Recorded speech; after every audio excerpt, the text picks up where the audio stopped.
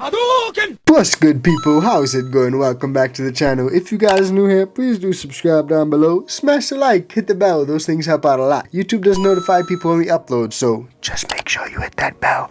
Anyway, guys, today we got a dope episode for you because it's all about 3 signs that your flowers are ready to be harvested. And there are a lot of different ways. That's probably the most common question for a new grower to ask. When is my buds ready to harvest? Or rather, when are my buds ready to harvest? Well, in today's episode, we're going to break all that down for you guys, and we're going to try to give you an answer. Because there's not one thing you need to pay attention to. There's not 2 things you need to pay attention to. There's actually 3 different things that you can pay attention to. And until you have the experience of a few successful growers under your belt, it can be hard to know when the right moment is to harvest your precious plants. And I know there are a lot of different trains of thought. There are websites, web pages, message boards, threads, Facebook groups, Instagram pages, all that stuff, all dedicated to helping new growers navigate this stage of the growing process. But it can still be tough at times to sort out what's practical advice from experienced growers and what's just straight up bullshit and bad advice and myths. Because in reality, there's not one perfect time to harvest your flowers, but rather there's a range of time within a narrow window depending on what aspects and characteristics you're looking for. Some folks may rely on the calendar, some people may time out the number of weeks from seed to harvest, some people may rely on information online or what's said on the back of the seed pack. Now generally this will help you get in the ballpark of what is the ideal time to harvest, but in general you can expect some strains to take about 8 weeks, some strains to take 10 weeks, and some strains to take 12 weeks or even longer, but it's far from an exact science. But all that said, there are 3 primary clues that are far more reliable to look for when determining if it's time to harvest your flowers. Paying attention to what the trichomes, pistils, and the leaves are telling you, you'll get right where you need to be and when you need to be there. And these are generally agreed across the board as the most reliable indicators anyway. So in today's episode, we're going to break all that down for you guys. But before we get into that, guys, big ups to everyone that's supporting on Patreon, man. But before we get into that, guys, massive thank you to everyone that's supporting on Patreon. If you aren't part of the ICANN VIP Bean Club, then definitely join up, fam. ICANN fam is going crazy, and we got some crazy free stuff going out to all VIPs, man. So definitely join up, support the fam, support the movement, and thank you guys so friggin' much. And on that note, man, I'm super excited because we're getting even closer to the launch of Diesel Dog, man. Diesel Dog clothing is going to be awesome. It's everything 420 for all you 420 lovers. It's for us. It's for the fam. It's for the 420 fam, man. The ICANN fam. So I'm super looking forward to Diesel Dog clothing, man, and you guys should be too, because some of the best gear is going to be out there, and maybe we'll do a little celebration. Who knows? Without further ado, guys, let's get into today's episode.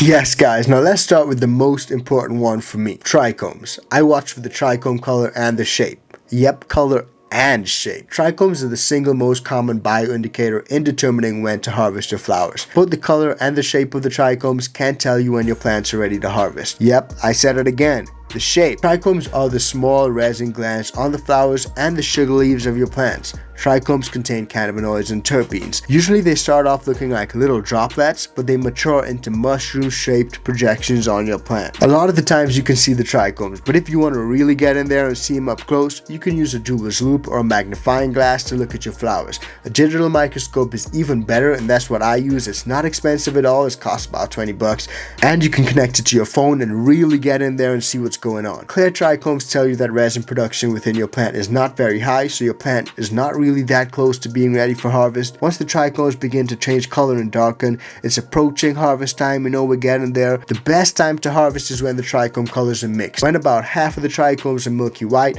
and half are amber colored. It's about time to maybe think about starting to pluck those buds. The cloudy appearance indicates high THC levels, and once they've turned from a yellow to an amber, they provide more of a narcotic and physical high. If most of them are amber colored before you've harvested, then the flowers are overripe, but you can still harvest them. There's no problem at all. At this stage, the trichomes can become a little bit more brittle and they fall off in your hands a little bit more easily when you're handling the flower. And we actually did a video recently on handling your flower and how to handle your flower during the harvest process so you can preserve all those terpenes and trichomes and not lose any of the final quality and the bag appeal. Now, I said it a couple times, guys. The shape of the trichome will also tell you that harvest time is close. Tops of the trichomes usually appear like slight slightly deformed when it's closer to time to harvest. If they're a perfectly round mushroom cap, then it's still a little bit too early. But you can check back and you will see it change over time. Waiting too long though, that can cause them to degrade and lose some of their psychoactive properties. Now another one, guys, is the pistils, so that's number 2.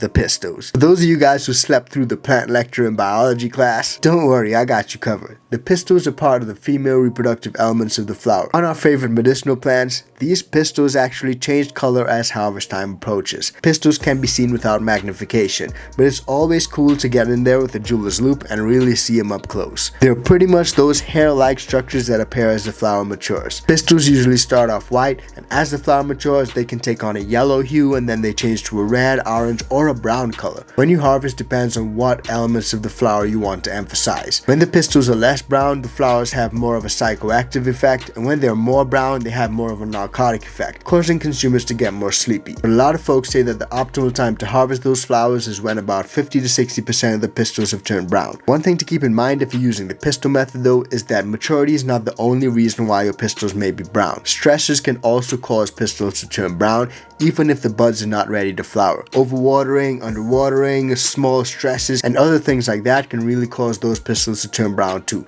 So the changing of the colors of the pistils is only a good indicator if the flowers in the plant are otherwise healthy. If you got a bunch of white and yellow pistils and you see a few spots of some brown ones here and there, don't worry about it too much. It may be a stressor and it may not be a sign of harvest. Now guys, you can also check the leaves. Did you know that one? For me, the leaves on your plants are the third telltale sign that your flowers are ready to be plucked. This is true for both color and the curl of the leaves. So a lot of people know that when you get closer to harvest, you see those lovely fall colors come out. Once your plants start devoting their resources to producing robust buds, the leaves don't get as much nutrition as they did during the veg stage. The larger fan leaves may start to turn yellow, really pull out those fall colors once your plant has loaded up its flowers, because the nutrients are actually being redirected to the flowers, not the leaves. Sometimes those yellow leaves may just drop off, and other times they'll actually curl inwards a little bit. In addition to the lack of nutrients, the fan leaves are no longer getting the moisture they once were, and if they stay on the plant, they may literally curl up and change their color as well. So once this starts to happen on a plant that's well into the flowering stage,